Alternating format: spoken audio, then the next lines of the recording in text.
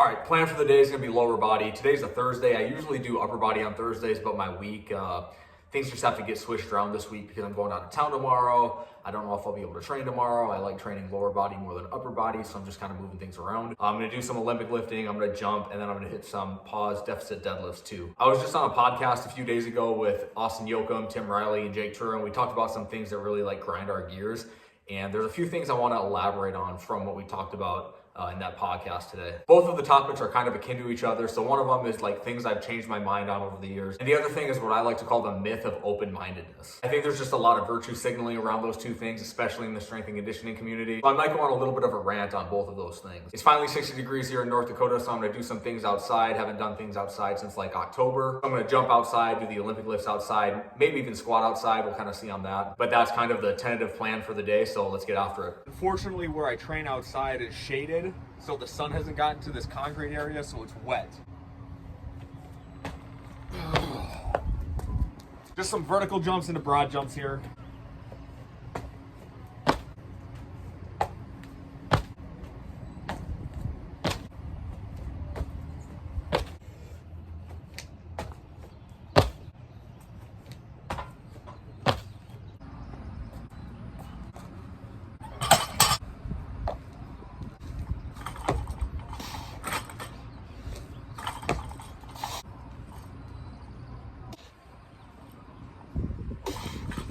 Just gonna do some hang powers to push press here. Probably gonna hit a couple sets of 2. So 2 and 2, 2 plus 2.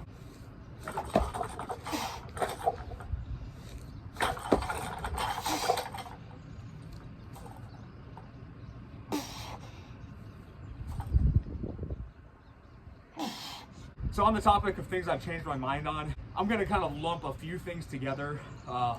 Like the triphasic book, the whole rationale behind it. I used to be a big proponent of triphasic, probably like, I don't know, in 2018, no, 2016, 2017, yeah, maybe 2018 when I first read that book from Cal. I'm not even hating on Cal, but there's really just like a lot of flawed premises behind that whole book. The way I would characterize it is that there's some like true observations that he observes and he acknowledges, but then he makes these leaps and this domino effect of incorrect assumption or incorrect premise to incorrect premise that leads you to like a flawed conclusion in the end. I'm actually gonna make my next YouTube video on triphasic and kind of like all the things that I have issues with. And again, I'm not even like hating on Gal, I think he's a smart guy, but there's definitely some like serious flaws with the whole rationalization behind that entire system. But so like triphasic, and then where I got like French contrast from is from that book. And I've made videos on like my concerns or problems with French contrast. I used to be a big proponent of French contrast, but now I've like totally changed my mind.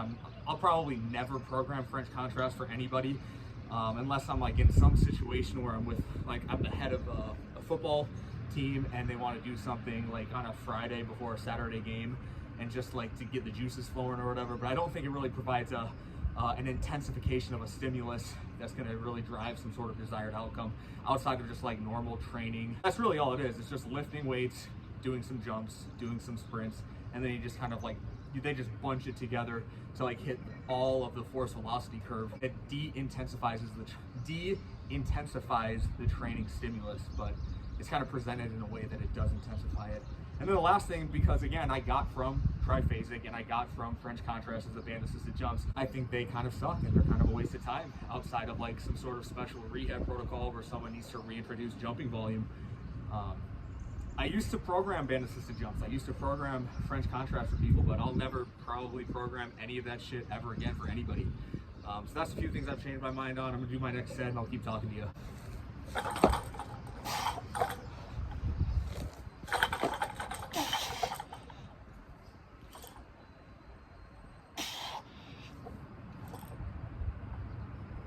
I don't want to elaborate too much on like the French contrast stuff because I'll talk about that more in my next video. And I've already talked about band assisted jumps in other videos and French contrast. So if you want to hear my like full opinions on those things, go back and look at my old videos. Just search my name and those topics and they'll come up. But the next thing that I've really changed my mind on is trap bar deadlifts. Mark Ripito made a video probably like 7 or 8 years ago about why he thinks trap bar deadlifts are useless. Now obviously Mark Ripito, like there's people people, I don't want to say take him out of context, but he says things sort of like in jest. Like he has a serious point to what he's saying, but there's also like a humor to it. And people think like, people just like take him too literal at certain times. But like the overall point that he's making in the trap bar video where he talks about like trap bar deadlifts are a waste of time, I actually like agree with in a lot of ways. Like I made a video on this probably a year ago, less than a year ago, about why I think trap bar deadlifts are better for like more advanced trainees than like more beginner trainees. And trap bar deadlifts are always presented as like this safer alternative, or it's an exercise with a lower barrier of entry, therefore it's better for beginners. You get like less of a quality training stimulus on the entire organism compared to like just a barbell deadlift. Like I never program trap bar deadlifts for anybody anymore, outside of very rare circumstances. You want to think about like the utility of an exercise. So when I say utility of an exercise, I mean, I don't really like the term carryover, but like the carryover of an exercise to other exercises in the gym. If you're just using a barbell, that's more likely going to train your ability to use a barbell in other exercises. So like a barbell deadlift, one that's going to train more muscle mass than a trap bar deadlift is, because just the way you're like set up mechanically, you're going to get more spinal erectors, you're going to get more glutes. Trap bar deadlift, you're like inside, you're mechanically set up to lift the most amount of weight, which isn't a bad thing. But in terms of like a better exercise to stimulate the organism that's going to also promote development in other areas or other exercises in the gym, the barbell deadlift is by far superior. And I'm not going to get too much into it because I made a video on it in the past.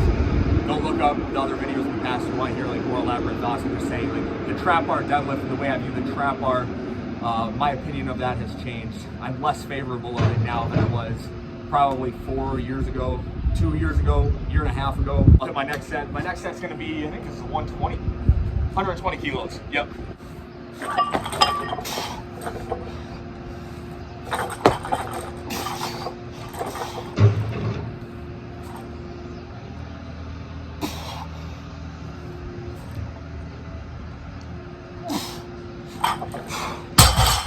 I forgot I have my belt. I'm gonna go get my belt.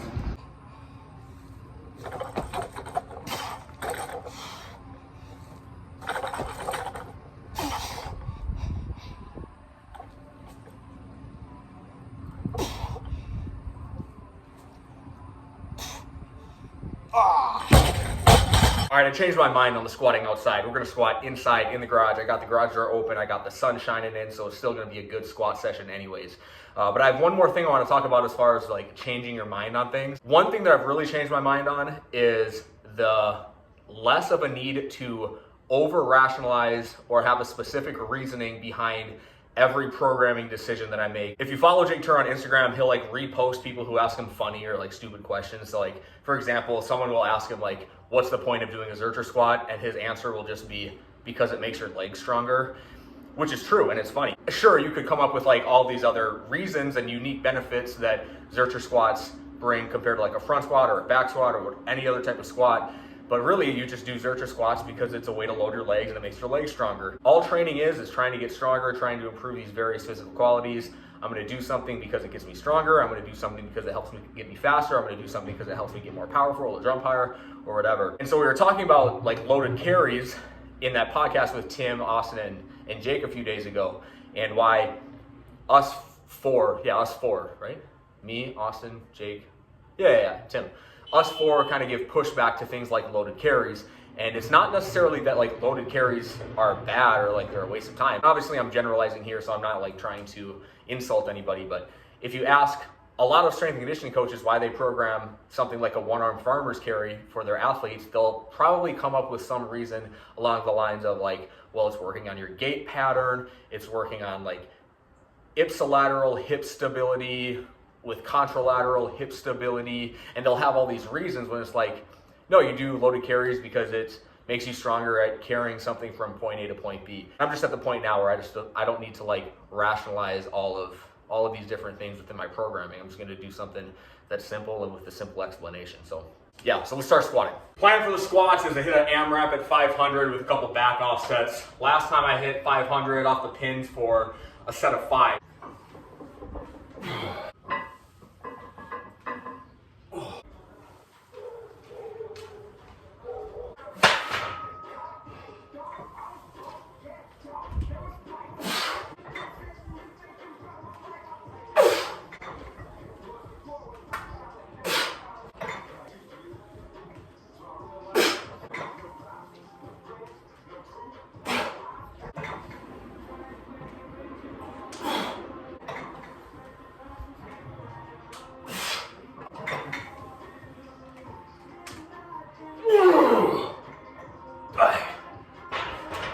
500 for 8, I'll take that. Good set of 500 for 8. My best ever is 500 for 9, but I'm 226 pounds right now. Carnivore diet, by the way, it's going well. I'm down 7 pounds. But when I hit 500 for 9, I was like 245, maybe 250 at the time, so I'm really happy with that set. I got one more thing about the things you've changed your mind on. I think it's a really interesting question, and like I think it's a really interesting topic when people discuss what they've changed their mind on, but only if they're genuine within their answer. They'll say something that they've changed their mind on, and it's always like something really low stakes. It's always like something that people already agree with. Not saying that you have to like come up with an answer that's counterculture or contrarian for the sake of being contrarian, but be genuine. Don't say that. Like a common one would be like, well, I used to think that you have to get your 20 grams of protein within 30 minutes after a training session. Now I don't think that anymore. It's like something that people either like all experienced when they were teenagers, and now that they're like older and wiser, they understand better, or they know better now. It's just something that's really low stakes, and I think it's a way to virtue signal. People will say like, all right, changed my mind about this, to show like how open-minded they are. Which brings me to the next topic of the myth of being open-minded, or the false pursuit of being open-minded. And we'll talk about that more between sets.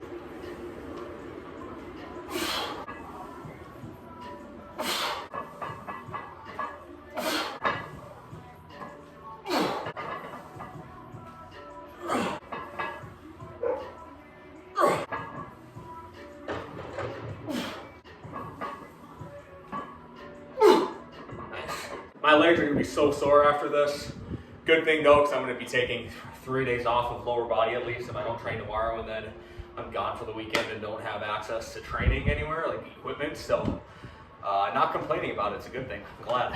Which reminds me of another thing that I wanna talk about, and it's this phrase of like, just because you're sore, just because you're tired, doesn't mean you had a good training session, doesn't mean you had a productive workout. It's like, well, that may be true, but if you are sore, you know you at least like pushed yourself to a point that you've never been before, which is a good thing. And like, sometimes I just like being sore. Having sore quads sometimes feels good. Having like a sore upper back sometimes feels good. You just like the feeling of soreness sometimes. You at least know you pushed yourself. Actually, it can be an indicator of a good training session. It can be an indicator of a quality, effective workout. So for the people who say that shit, fuck you. It's not true. Last back off set here.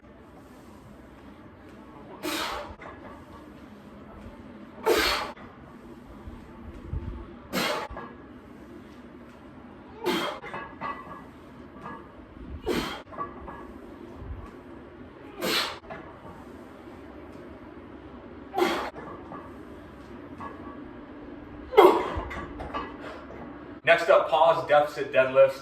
I think I'm just gonna try to work up to 3 sets of 5 at 495. We'll kind of just see how the first few warm-up sets go.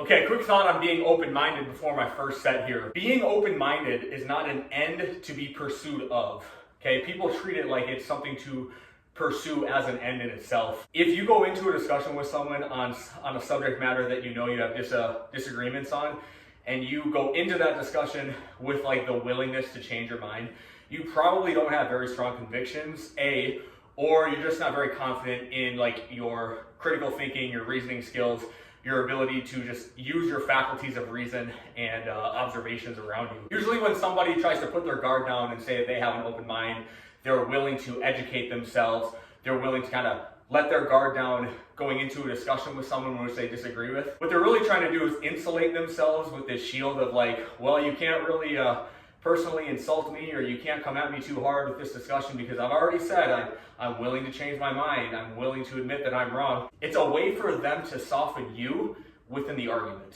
so that you don't use your best skills and tactics within the argument. Same kind of thing when people say like, oh, put your ego aside, leave your ego at the door. It's really just another way for them to say that like, my ego is more important than yours, so we're gonna do what I wanna do, and you gotta put your ego aside so my ego can win. Got more thoughts on this coming up.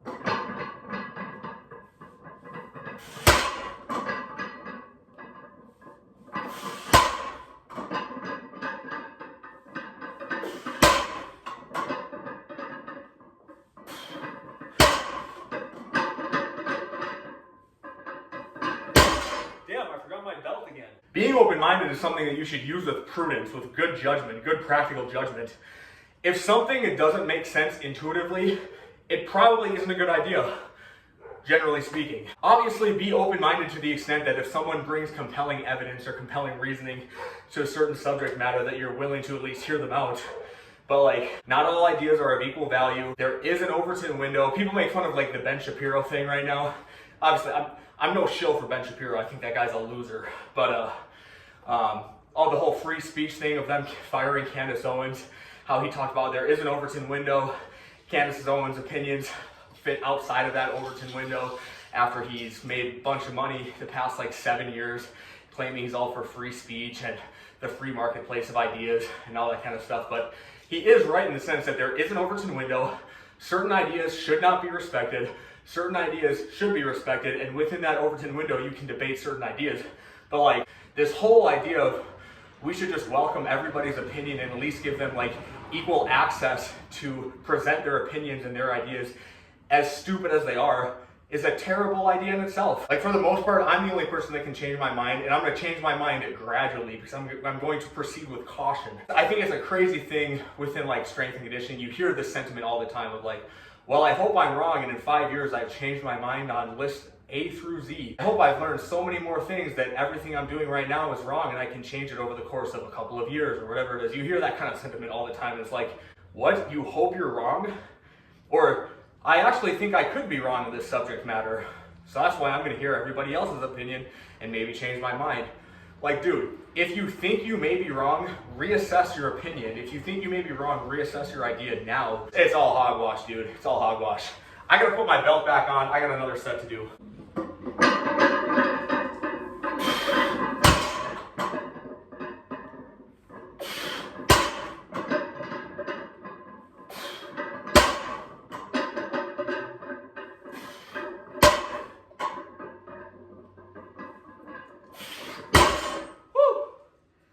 I think I've done enough rambling for the day. I got one more set, then I'm gonna call it quits.